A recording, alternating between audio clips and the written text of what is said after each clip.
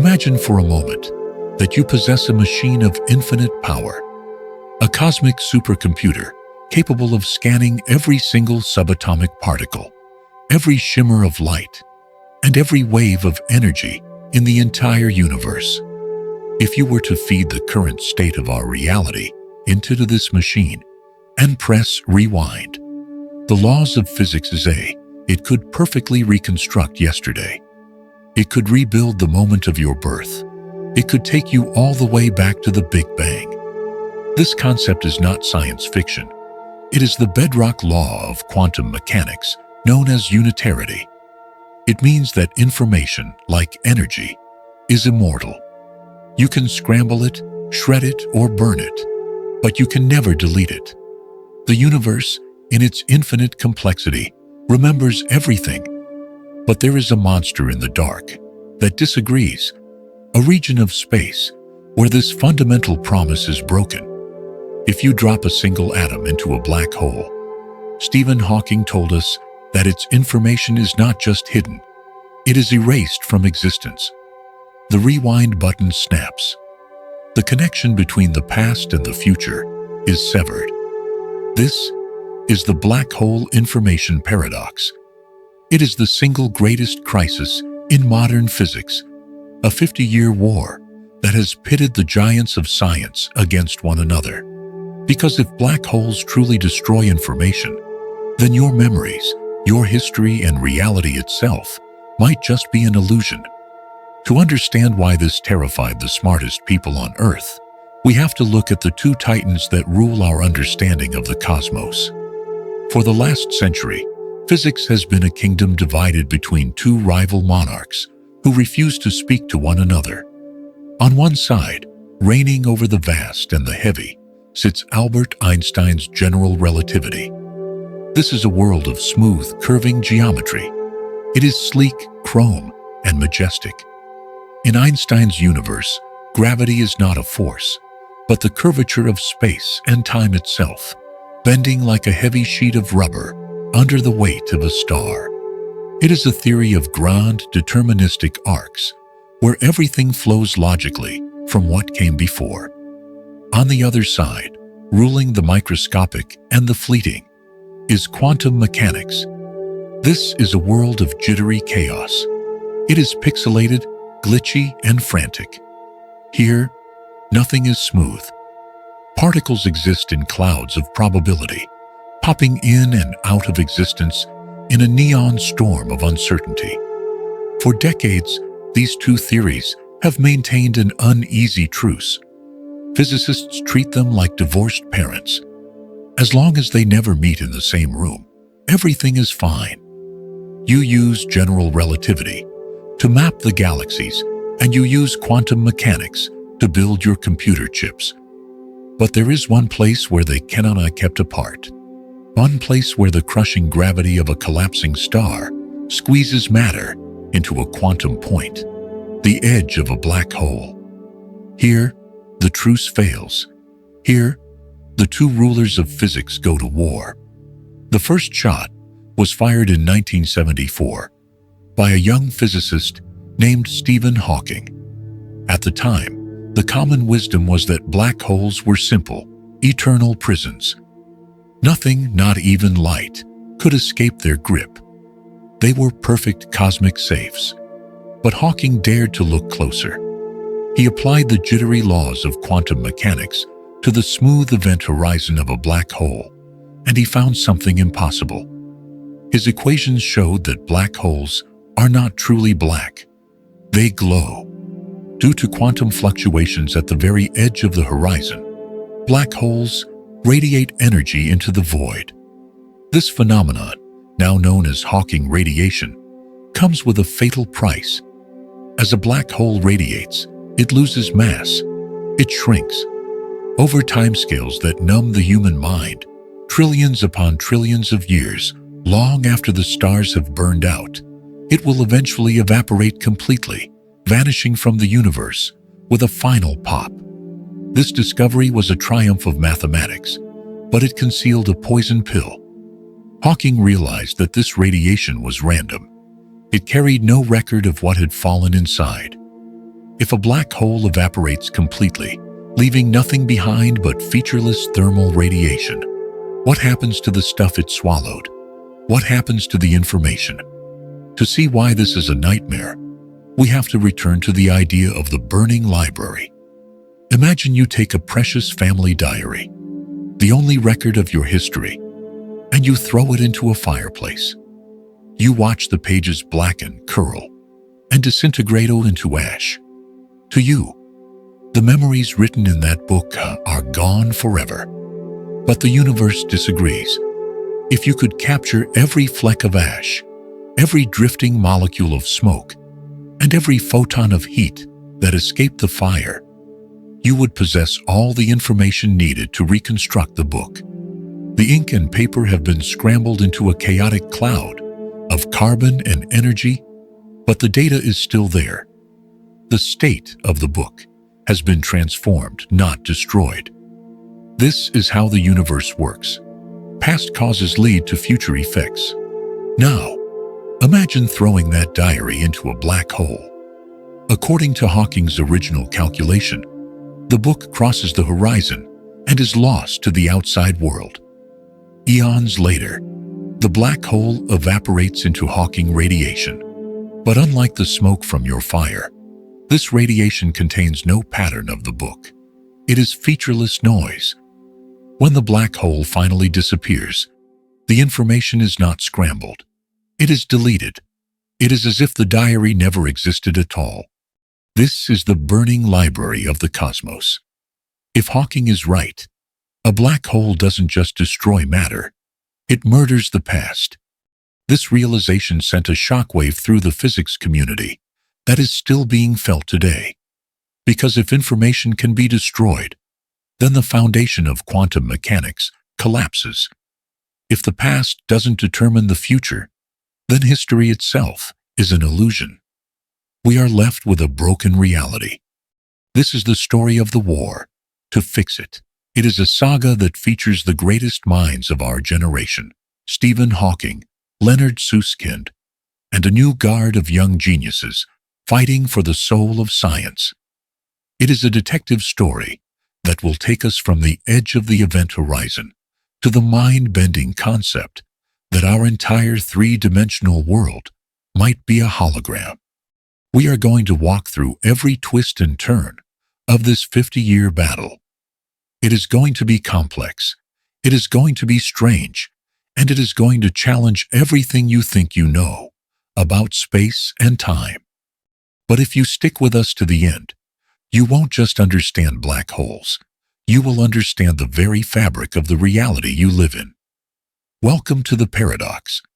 Consider for a moment the concept of a perfect crime. In the human world, it is a romanticized idea. A theft where the thief leaves no trace, a murder where the weapon vanishes. We think of these as difficult, perhaps impossible feats of cunning. But according to the deepest laws of physics we have, a perfect crime shouldn't just be difficult, it should be physically impossible. This impossibility is built into the bedrock of quantum mechanics. It is a principle physicists call unitarity, but you can think of it as the cosmic rewind button. The rule is simple. Information is immortal. Every particle in the universe, every flash of light, and every breath you take carries a unique quantum signature. If you were to take a precious family diary and toss it into a bonfire, you might think the information inside is destroyed. The pages curl into ash. The ink turns to smoke. To your eyes, the story is gone.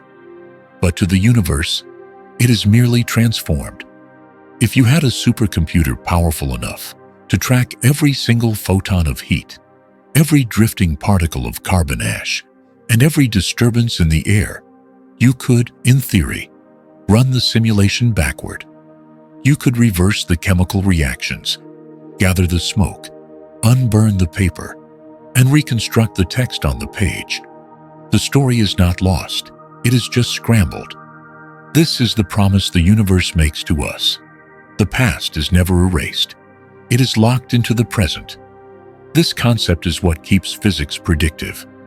If you know the present state of the universe, you can reconstruct the past. For decades, we believed this rule was absolute. Then, in 1974, Stephen Hawking looked at the edge of a black hole and found a loophole that would threaten to unravel reality itself. Before this moment, black holes were thought to be eternal, static prisons. According to Einstein's general relativity, once something crossed the event horizon, it was simply locked away. It wasn't destroyed. It was just sitting in a box that could never be opened. That was frightening. But it didn't break the laws of physics. The diary was safe inside the safe. But Hawking decided to apply quantum mechanics to the space right at the edge of that safe, the event horizon. He was trying to reconcile the smooth curves of gravity with the jittery chaos of the quantum world. What he found in the math was shocking. He discovered that the vacuum of space around a black hole isn't empty. It creates pairs of particles. And through a complex dance of gravity, some of these particles escape, stealing a tiny fraction of the black hole's energy as they flee. This was the discovery of Hawking radiation. It meant that black holes aren't truly black. They glow with a faint, cold heat. And because they are radiating energy, they are losing mass. Slowly, agonizingly, over timescales that dwarf the age of the universe, billions upon trillions of years, a black hole will shrink. It will get smaller and smaller, hotter and hotter, until one day, in a final violent flash of gamma rays, it pops. It vanishes completely. Now I want to pause here, because the implications of this are personal. We often define ourselves by our memories, by the record of what we have done and who we have loved. The idea that nature preserves these records is comforting. But I want to ask you, does it matter to you if the universe remembers? If your physical existence was erased so completely that not even a quantum supercomputer could reconstruct it, would your life still have meaning?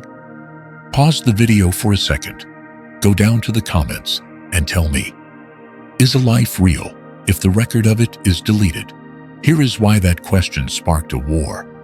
When Hawking looked at the radiation leaving the black hole, he found it was thermal. That is a physicist's way of saying it is random. It is featureless. It creates a static hiss of heat that contains absolutely no information about what fell inside. Remember our diary?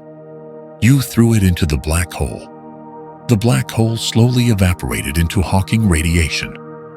Finally, the black hole disappeared. The safe is gone. But the diary is not in the radiation. The radiation is just random heat. So, where is the diary? It isn't in the black hole, because the black hole doesn't exist anymore. It isn't in the radiation, because the radiation is scrambled heat with no data. The information has literally vanished from the universe. This is the dangerous equation. It suggests that black holes are cosmic erasers. They swallow the past and spit out a random future. If Hawking is right, the cosmic rewind button is broken. You cannot reconstruct the diary. You cannot reconstruct the past. If this is true, then the foundation of quantum mechanics, the rule that says information is immortal, is a lie.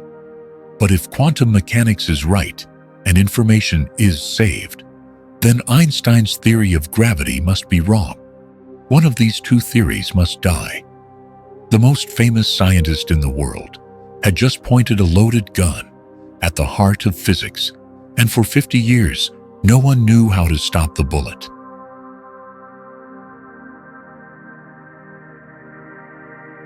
Here is a fact that sounds impossible, yet it is the absolute limit of our reality. Space has a storage capacity. If you were to take the room you are sitting in right now and stack it floor to ceiling with the most advanced hard drives imaginable, you would eventually reach a point where you could not add a single bit of data without the room collapsing into a black hole. But here is the paradox that kept physicists awake for decades. Logic dictates that the amount of information you can fit into that room should depend on its volume, the amount of space inside. But when you push physics to its breaking point, the math tells a different story. The limit of information isn't determined by the volume. It is determined by the surface area of the walls. This realization became the weapon that Leonard Susskind and Dutch Nobel laureate Gerard 't Hooft used to fight back against Stephen Hawking. Remember, Hawking had argued that when a book falls into a black hole, the information inside it is deleted because the black hole eventually evaporates. Susskind and 't Hooft knew that if Hawking was right, the fundamental laws of cause and effect were broken.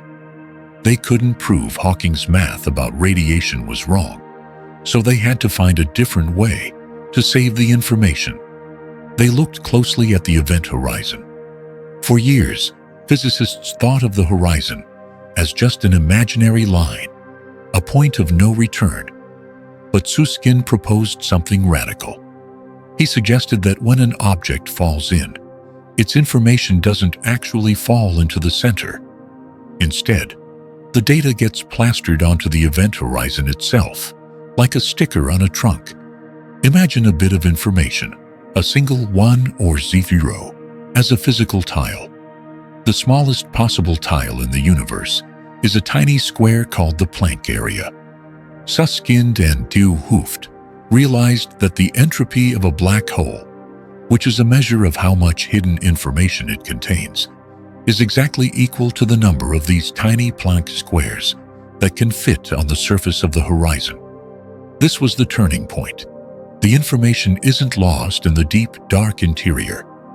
It is stored on the boundary, scrambled but safe. To understand how this saves physics, you have to visualize a can of soup. Imagine you have a can of tomato soup in your pantry. The can itself is a three-dimensional object. It has height, width, and depth. The soup inside is a three-dimensional volume. But how do you know what is inside the can? You look at the label. The label is a two-dimensional piece of paper wrapped around the outside. Yet, that two-dimensional label contains all the information about the three-dimensional soup, the ingredients, the calories, the chemistry. Susskind argued that a black hole is exactly like that soup can. The soup is the stuff that fell inside, the stars, the light, the unlucky astronauts. But the label is the event horizon. The three-dimensional reality of the interior is perfectly encoded on the two-dimensional surface of the exterior. The information isn't destroyed. It is just translated into a different language on the wall of the black hole. I want you to pause for a second and really think about that. If a three-dimensional black hole can be fully described by a two-dimensional surface, where does that leave us? Do you feel like a solid three-dimensional person moving through a deep world? Or is it possible that your sensation of depth is a trick? I want to know what you think. Drop a comment below. Is our universe solid, or are we just a projection? Because this idea, known as the holographic principle, didn't stop at black holes. Susskind and 't Hooft realized that if this rule applies to the most extreme objects in the universe, it must apply to the universe itself. We are inside a universe that has a boundary, the edge of the observable cosmos. This suggests a terrifying and beautiful conclusion. Our entire three-dimensional reality, you, me, the stars, and the empty space between them, might just be a hologram. The real physics, the actual data of the universe, might exist on a distant two-dimensional surface at the edge of the cosmos, and what we experience as depth and gravity are just the projections of that data. We are the shadows on the wall, convinced we are the people casting them. Hawking's war had started over a math error, but it ended up rewriting the definition of existence.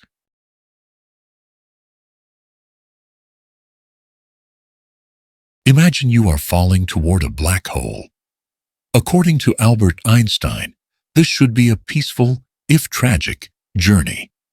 You would drift across the event horizon without even noticing you had crossed a point of no return, like a sailor quietly crossing the equator in a calm ocean.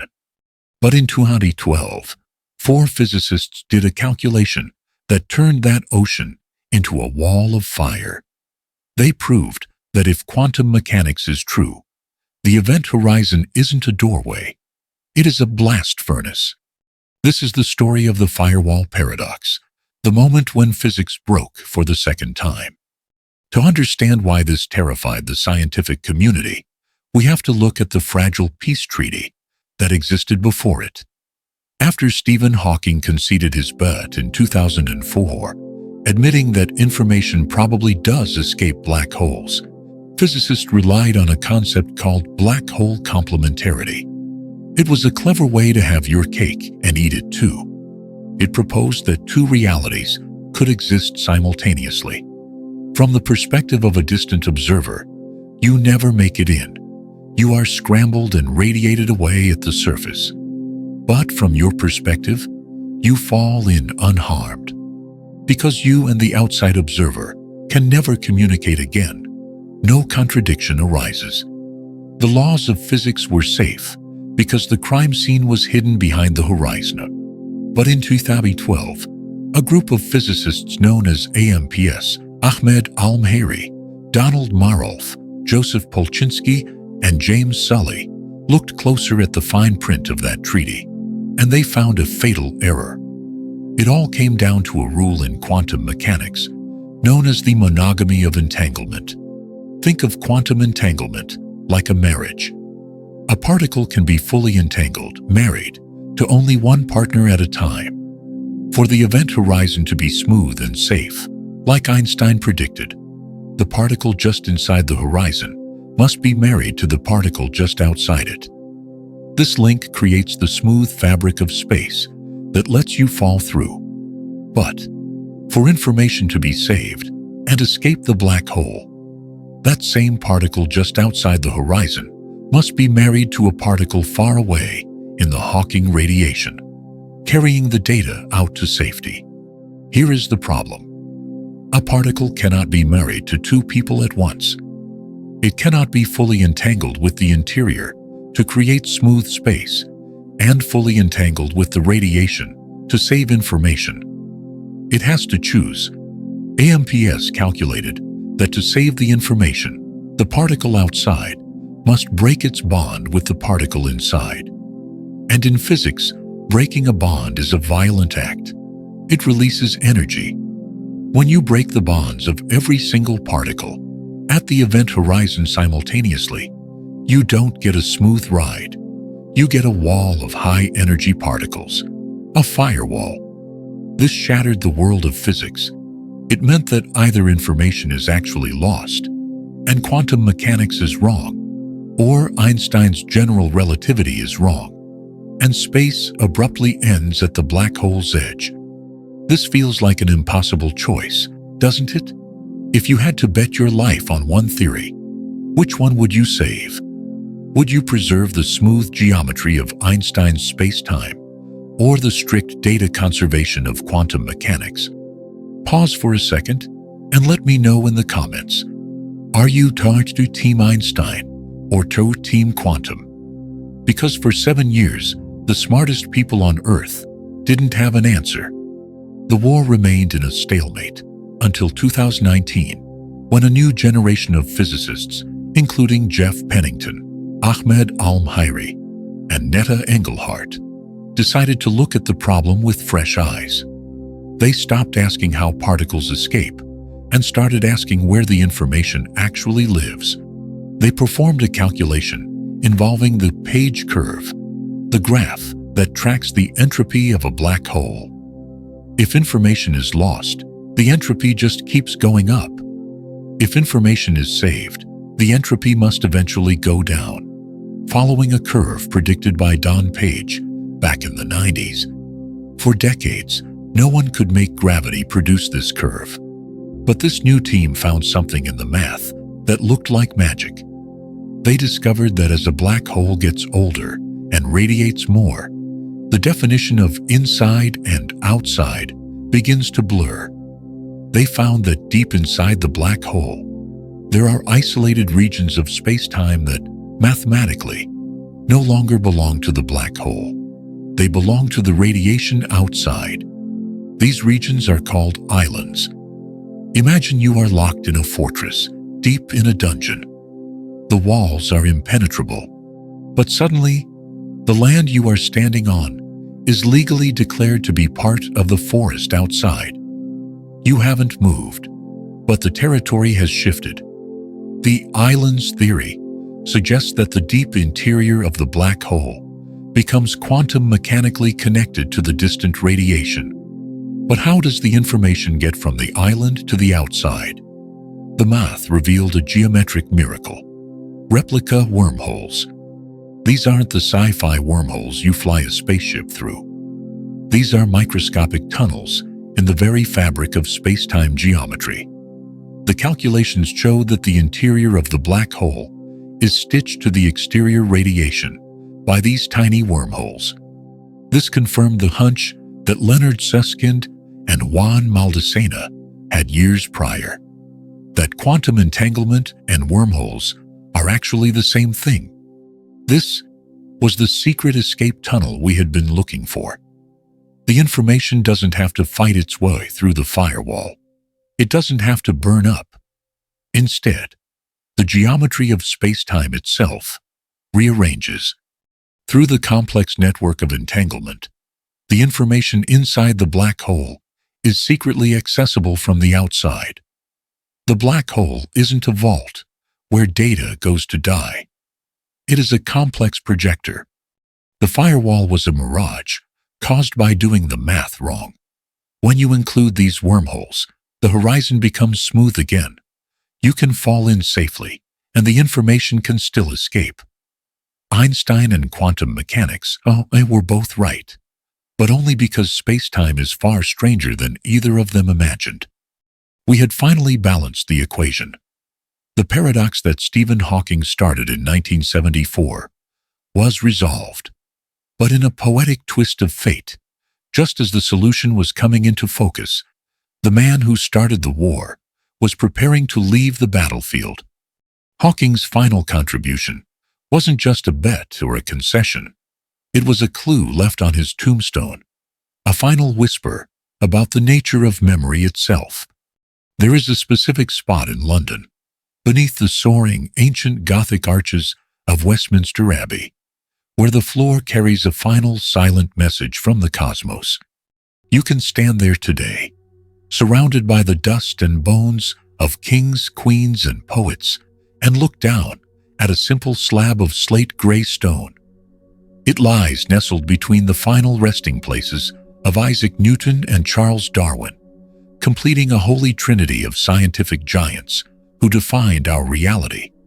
But unlike the others, this stone bears an inscription that isn't a name, a date, or a biblical verse. It is a formula. S2KC3I over Theor GH bar. This is the Bekenstein-Hawking entropy equation. It is the mathematical scar of the war we have just witnessed. It captures the precise moment humanity realized that the blackest, deadliest voids in the universe are not empty pits, but vast reservoirs of hidden information. It is poetic, and perhaps a deeply intentional irony, that the very formula which sparked the 50-year battle over the destruction of information is now carved into stone, a medium designed by humans to preserve information for eternity. Stephen Hawking passed away in 2018, just a single year before the island's breakthrough would have shown him the full picture of how the black hole saves its prey. He never saw the calculations that finally saved the universe from total amnesia. But in a way, the timing was perfect. His journey was never about knowing the answer. It was about having the sheer audacity to ask the impossible question. Remember the bet, that famous high-stakes wager in 1997? Where Hawking bet against the preservation of information, he lost. In 2004, in a crowded lecture hall in Dublin, he publicly conceded to John Preskill. He handed over Total Baseball, the ultimate baseball encyclopedia, as payment, a symbolic admission that the information inside the book could, in theory, be recovered from the ashes of a black hole. He admitted that the universe likely preserves its history. But while he lost the wager, he won the war. Without Hawking's initial, terrifying claim that information is lost, Leonard Susskind would never have hallucinated a hologram.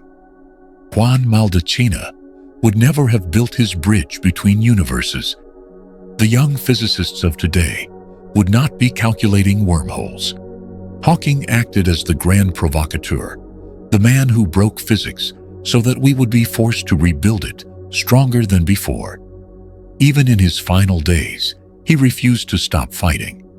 His last paper, published posthumously, introduced the concept of soft hair, a theory suggesting that black holes might have subtle quantum bristles on their horizons that record the fingerprints of everything that falls in. He was grasping for the mechanism of memory until his very last breath. And this brings us to the emotional core of this entire paradox. Why do you care? Why does it matter if a subatomic particle falling into a black hole is deleted or saved? Why did thousands of physicists spend decades losing sleep over the abstract concept of unitarity? Because this story isn't really about black holes. It is about us. It is about the terrifying fragility of memory. We are creatures defined entirely by our past. Your personality, your loves, your traumas, they are all just information stored in the wetware of your brain. We fear death because we fear the erasure of that data. We look at the ravages of Alzheimer's or dementia, and we see the horror of information loss in real time.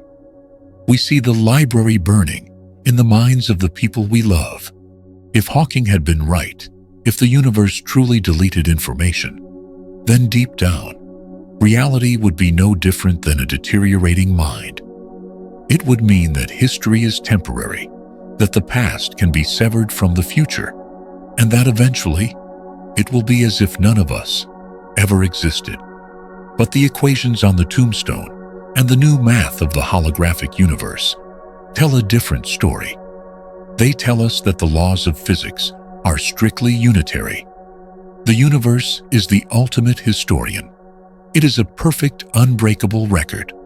Every thought you have, every breath you take, and every photon that bounces off your face is woven into the quantum fabric of reality forever. It may be scrambled. It may be hidden inside the chaotic radiation of a dying star, or smeared across the edge of the cosmos. But it is never lost. Hawking's final legacy is the assurance that we are indelible. The universe does not forget. We are written into the very geometry of space and time, and no black hole, no matter how hungry, can ever erase the proof that we were here. So, I want to leave you with this. If the laws of physics guarantee that every piece of information about you is preserved forever in the cosmic hard drive, does that change how you live your life today? Does knowing you are physically immortal in the quantum code ease the fear of being forgotten? Let me know your answer in the comments below. This channel is a record of our own shared curiosity, so please hit that subscribe button to ensure you don't miss the next chapter of our exploration. Until then, keep looking up